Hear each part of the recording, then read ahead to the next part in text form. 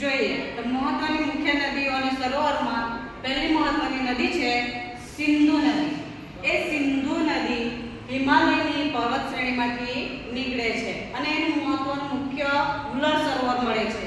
જ્યારે એ ત્યાંથી નીકળે છે તો રસ્તામાં તેને અનેક શાખા નદીઓ મળે છે, જેવી કે ઝેલમ, ચિનાબ, રાવી, સતલુજ એવી અનેક શાખા નદીઓ એને રસ્તામાં મળે છે. આ નદીઓનો સંગમ ભેગી થવાથી એ જળ પરિવાહ બને છે. આગળ એ વધીને પાકિસ્તાનમાંથી થઈને આગળ વધે છે, ત્યાં અનેક નાના મોટા મેદાનો મળે છે.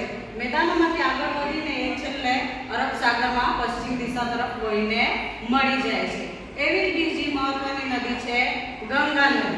એ પણ હિમાલયમાંથી નીકળતી હોવાથી એ પણ હિમ નદી તરીકે ઓળખાય છે. અને ગંગા નદીને પણ એની સાથે યમુના નદી મળે છે, ચંબલ નદી મળે છે, બેતવા નદી મળે છે. આગળ જેમ એ પશ્ચિમ દિશા તરફ વહે છે તેમ એને સોન નદી મળે છે. પછી રસ્તામાં એને ઘાઘરા નદી મળે, ગોળક નદી મળે, કોસી નદી મળે અને એ આગળ વધતી જાય છે અને પશ્ચિમ દિશા તરફ વહે છે. પશ્ચિમ દિશામાં વહીને છેલ્લે બંગાળની ખાડીને મળી જાય છે. આ બધી નદીઓ એકબીજાને મળતી આવતી હોવાથી એ જળ પરિવાહ કહેવાય છે. ત્યાર પછી છે મધ્ય ભારતની નદીઓમાં નર્મદા, તાપી, પેનગંગા, મહાનદી, ગોદાવરી એ પણ ખૂબ જ મહત્વની નદીઓ છે. આ નદીઓને આપણે પાણીનો ઉપયોગ આપણે સૌથી વધારે કરતા હોવાથી આ નદીઓ આપણે લોકમાતા તરીકે પણ ઓળખીએ છીએ.